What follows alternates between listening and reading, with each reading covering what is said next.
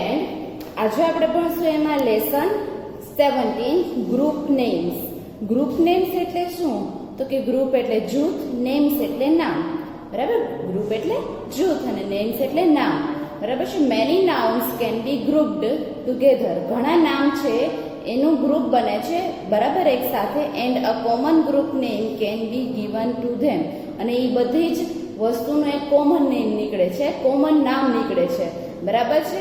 આપણે જોઈએ vehicles. Vehicles એટલે શું? વાહનો.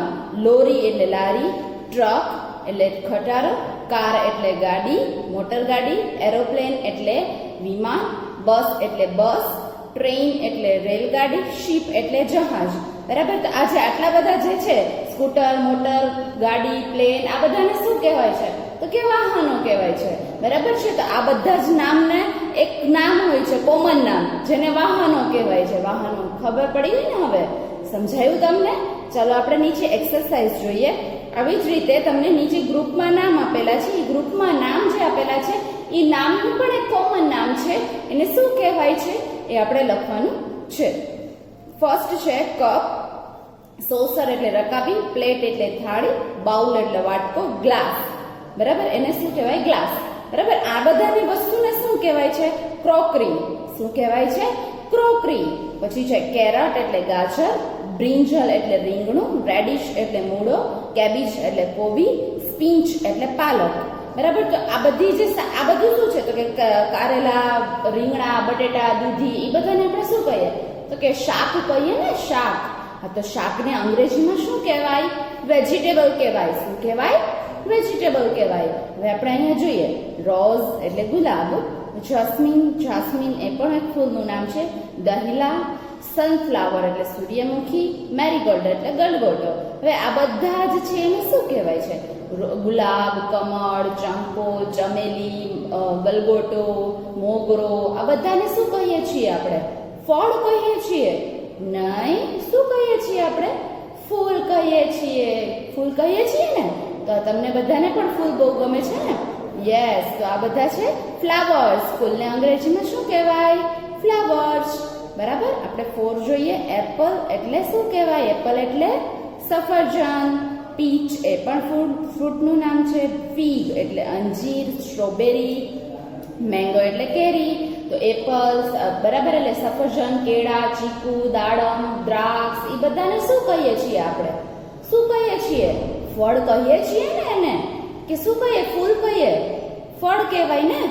યસ, ફળ કહેવાય. તો આપણે એને ફળને અંગ્રેજીમાં શું કહેવાય? ફ્રૂટ્સ કહેવાય. શું કહેવાય? ફ્રૂટ્સ કહેવાય. હવે આપણે અહીંયા જોઈએ. આ છે ટેબલ, ચેર, બેડ, કબર્ડ ને સોફા. ટેબલ એટલે ટેબલ, ચેર એટલે ખુરશી, બેડ એટલે પલંગ, કબર્ડ એટલે કબાટ, સોફા એટલે સોફા. આ બધી જ વસ્તુને ઘરમાં શું કહે છે? શું કહે છે? તમને ખ્યાલ છે?